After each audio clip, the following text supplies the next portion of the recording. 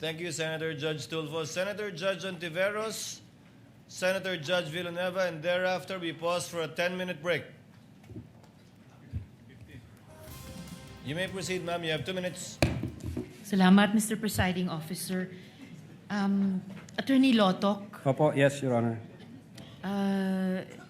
sa Affidavit of Investigation dated February 10, 2025, nirekomenda ng NBI na sampahan ng mga kasong grave threats at inciting to sedition ang Vice-Presidente.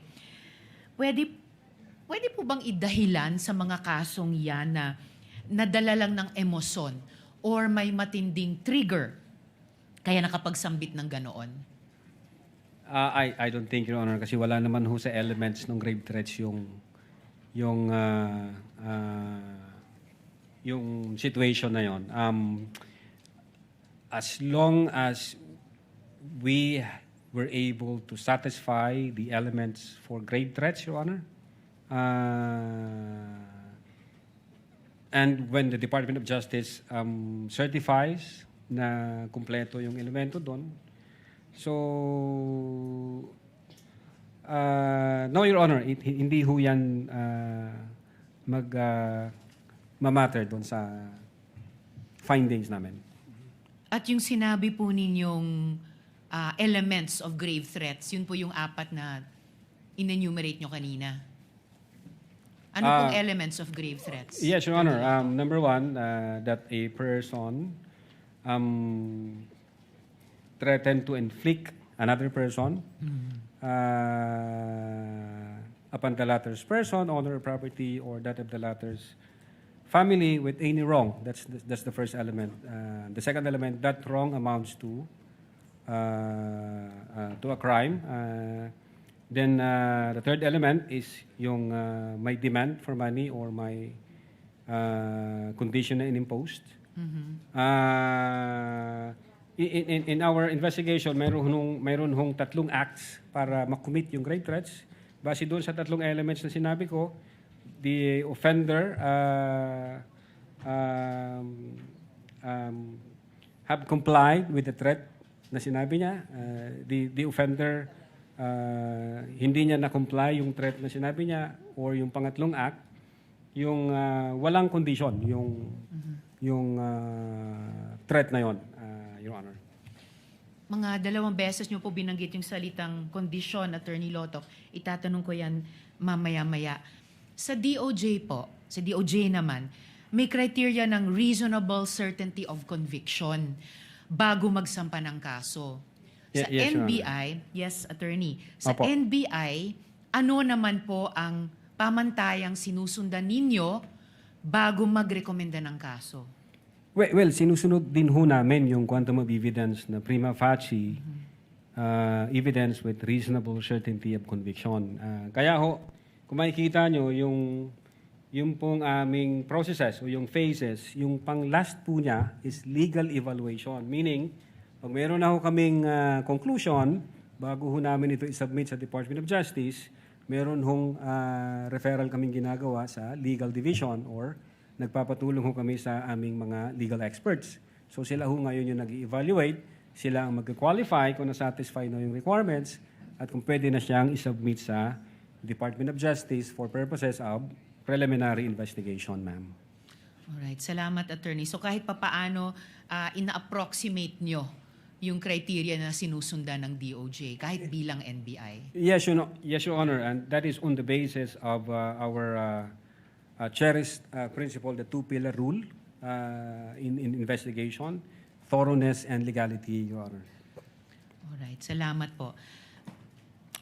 Eto, in principle, kailangan po ba ng patunay na may kinontratang assassin para maituring na grave threats ang mga sinabi?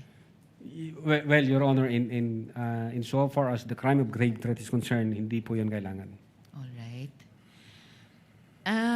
Speaking of condition, kanina na binanggit nyo 2 beses, posible po ba ang grave threats kahit may kondisyon ang banta? Ibig sabihin yung kapag ito nangyari sa akin, ito ay mga gawin mo. Kahit may kondisyon yung banta, posible po ba ang grave threats? Very much possible, Your Honor. As I have said, grave threats can be committed with or without condition. And as a matter of fact, meron akong naalalang isang case, SPO2 Jamaica versus Attorney Bangot. Ang sabi ho doon ni SPO2 Jamaica, if I lose my job, I will break your head or I will. So it's for us, it's a kind of event-based condition na matitrigger yung execution ng threat pag nangyayari yung event.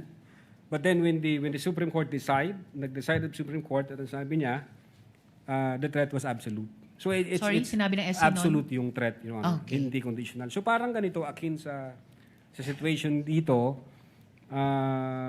meron siyang sort of event-based condition na pag nangyari yung event, matitrigger ngayon yung threat na inatter ng offender, So, Your Honor.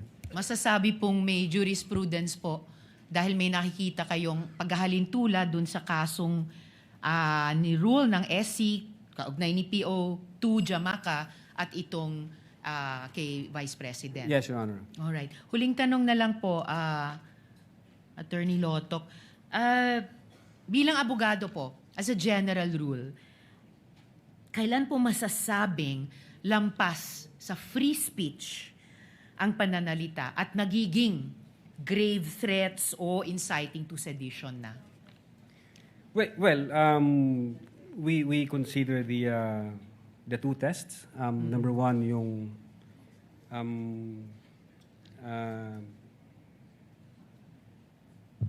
hindi ko mabigkas, Your Honor, but it's like ano bang tendency rule. If I may, Your Honor, just to refer my notes. May he, presiding Just officer. konti lang Witness po. may do so. Yeah. Kindly turn on the mic. Witness may do so, yes. Thank you po, Your Honor.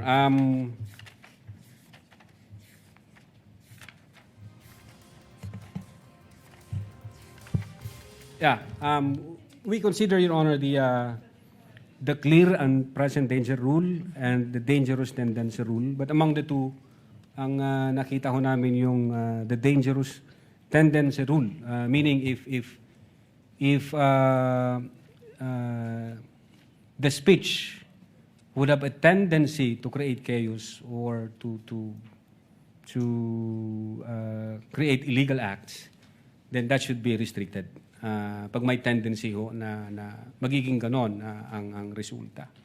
So, huli po, attorney, masasabing bang may parang spectrum pwedeng nagsisimula sa free speech pero pag lumalapit na dun sa dangerous tendency rule ay maaari na talagang tumawid sa magiging grave threats o inciting to sedition. Yon. Yes, Your Honor. Pwede ho yun.